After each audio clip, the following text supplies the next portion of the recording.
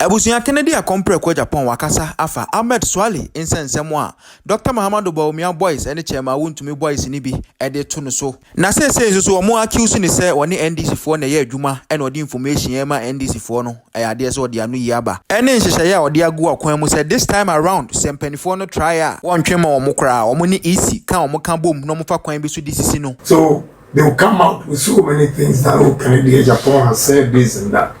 Brother, first, the impression was that, Kennedy Agyapong hate Voltarians.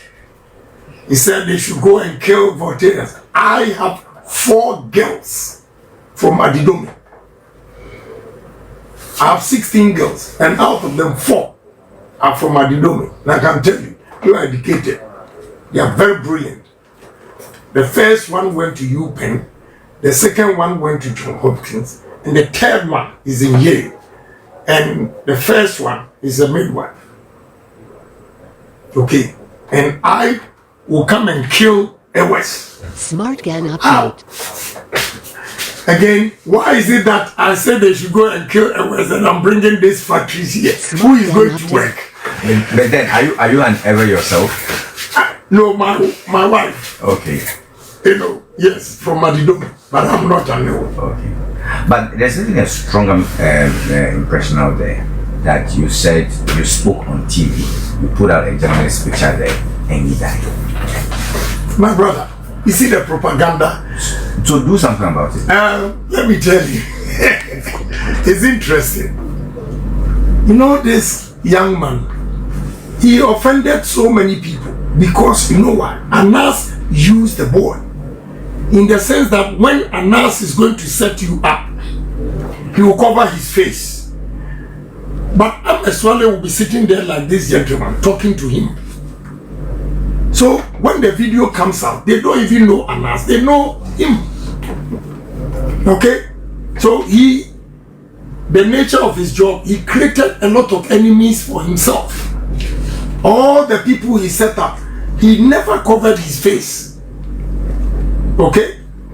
So how then would you say that I showed his video, his pictures? 8 months later, the guy died. You come back and say that it was Kennedy Agyapong. Anas was the first person to put out that, Kennedy Agyapong said this and that. He actually reported me to American Congress, Thomas Hanks or whatever. At one point, they stopped me at Houston.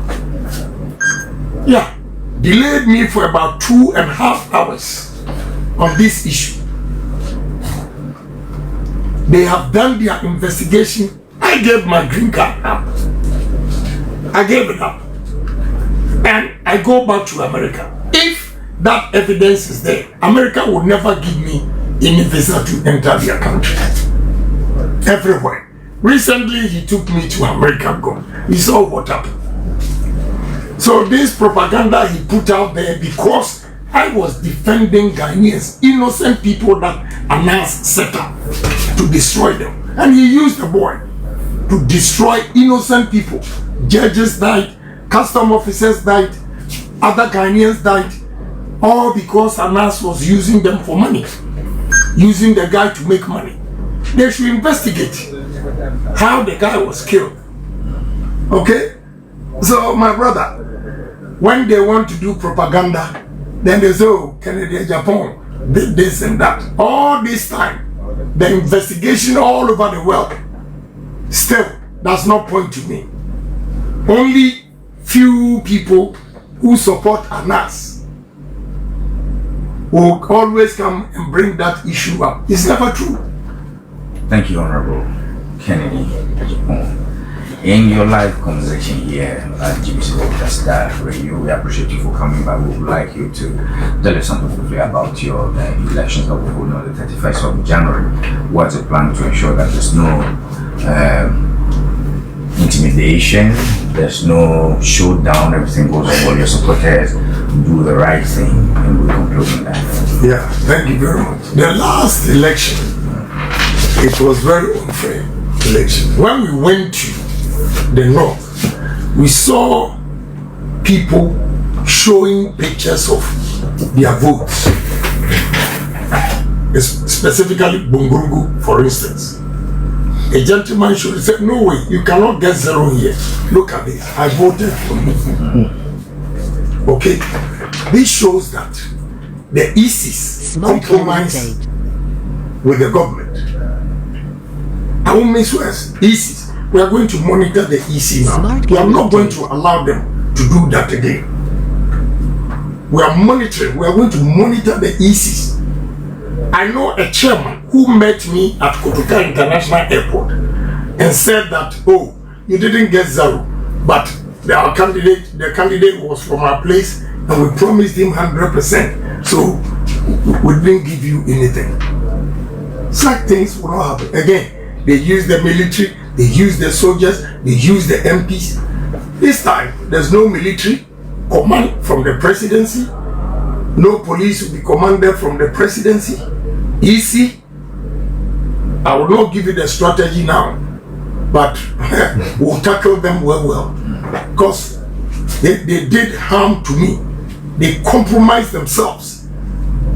How would Easy be sitting there when somebody voted? 92 people voted for me in Wale and they gave me 0. 25 people voted for me in Bungurugu. They gave me 0. Where were the ECs?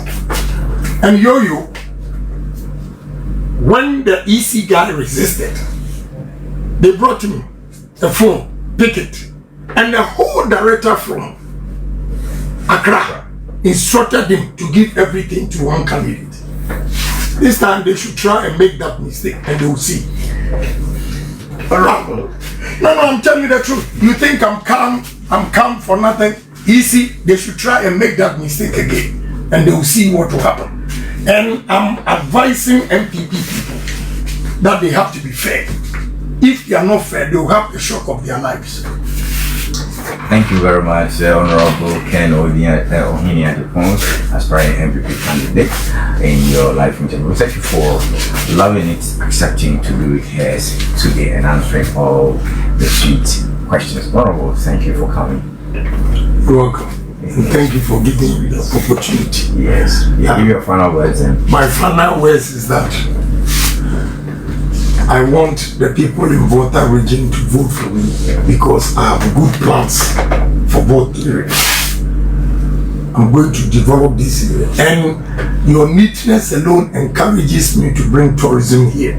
Ministry of Tourism. Yes, I've always heard your coordinator speak about tourism and your 30,000 acre land and all those beautiful. There are 60. Yeah. 30 at the crew, 30 at the dome. Yeah. Now they've even offered another 10,000. And it's agri. Yes. Okay. And the factories, different. Look, let me tell you.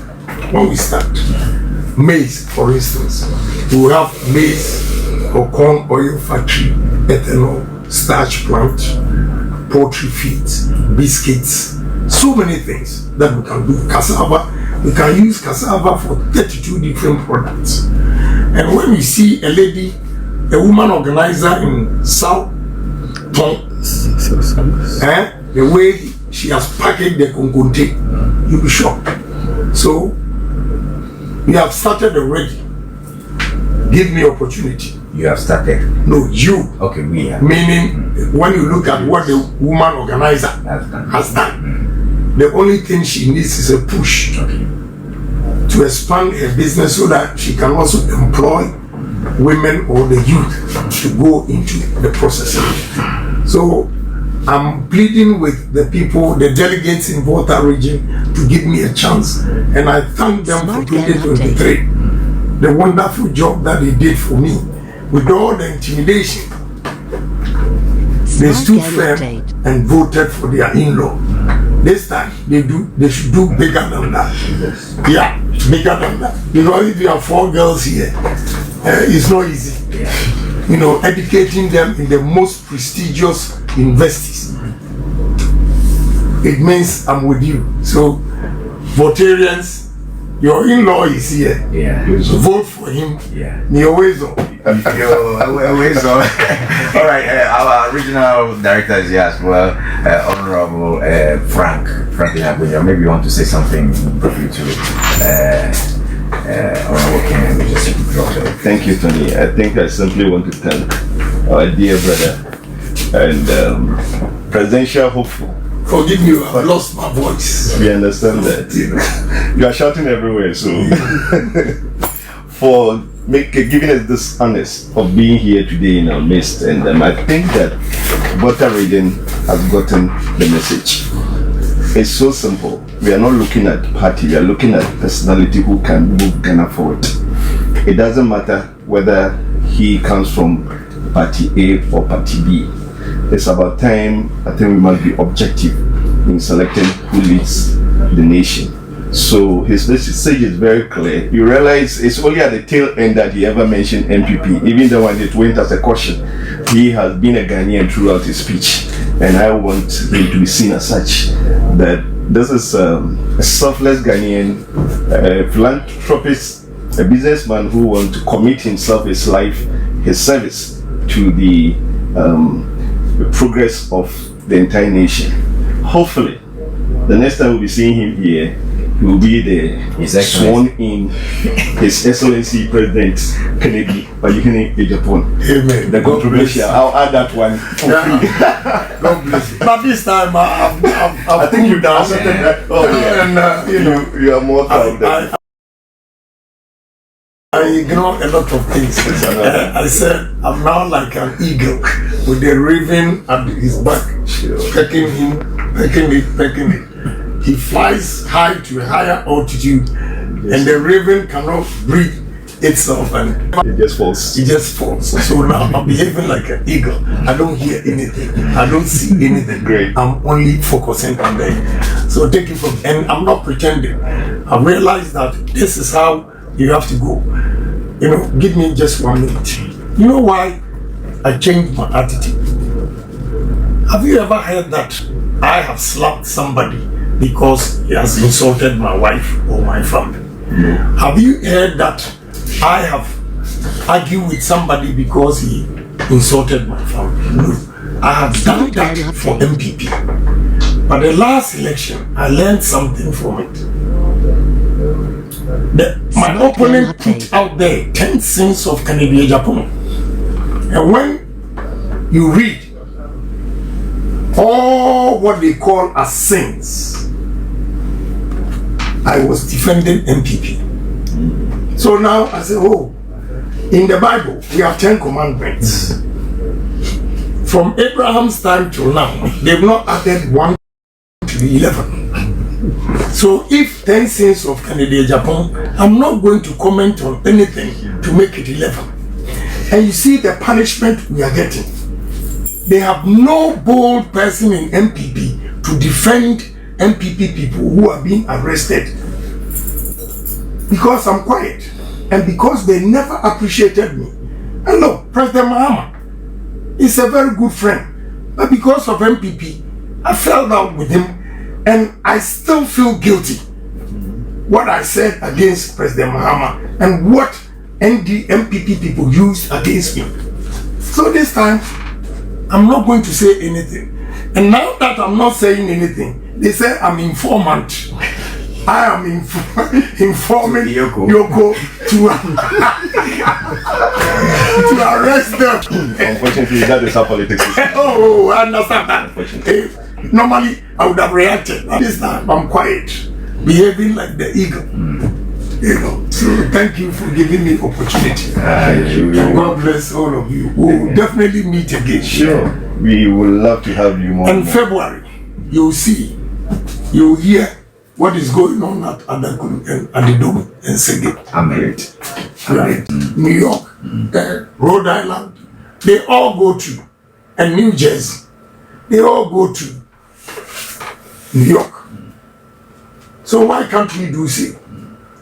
In Canada, they go to Vancouver for their passports.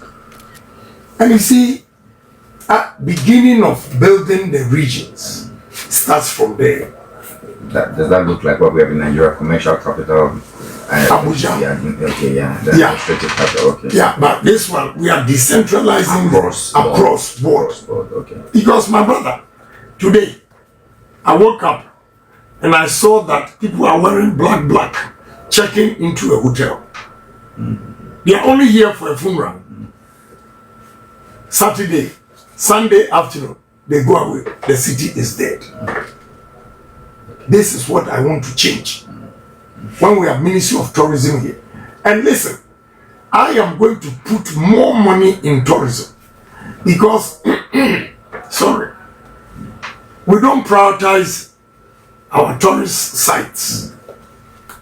And tourism ministry, the lowest or the smallest budget is tourism. It means we don't prioritize it. We don't put any importance to it. I am going to prioritize tourism ministry and give them money for them to develop the tourist sites. And you can imagine, you have Agyapong, you have the cave, you have Volta Lake, you have so many things here. And when you go there, it's an eyesore. Who will come there and make reference to it again or refer people to come? Unless we develop it. You go to other regions, the same. So tourism is going to give us money that we have to. There are so many areas that we have to tackle. But I am of the opinion that agric and tourism is the way for us. IT, technology, we have to go into it, whether you like it or not. We have to go into digitalization. We need it. We're going to encourage Ghanaians to build drones themselves. We're going to encourage Ghanaians to develop their own softwares and programs. We can do it. We are human beings. Because I went to St. Louis in America State. My brother, you can't imagine the number of IT guys who are there holding key positions. Okay? So we want them to come home. I promised the guys over there that let's go into IT. I'll put initial $5 million into it for us to see what we can do and how far we can go. So there are so many areas we're going to develop. But the first and the easiest will be the agric and the tourism. Alright, the first and the easiest will be agric and tourism status. Like the Honorable Ken or Agyapong, who is the aspirant flag bearer of the NPP's live conversation with me, which you can watch on Volta Star FM. I will be giving him opportunity to give us some sweet words about himself, because I want to know if you believe that leadership and leadership qualities matter in governance, and why should Ghanaians believe in you? Because there are alternatives, and you want us to know who you are as a person. Clear some misconceptions, if you believe there are, about you, yourself, your personality, your love for people, your love for journalists, and all that. Yeah. This is Agyapong, you see. Very humble, but vociferous. I speak my mind. I always want the truth. And I don't like people cheating anybody. And that has cost me a lot, because I'm always fighting for the ordinary people and the vulnerable people in society. It has cost me a lot because I've stepped on toes.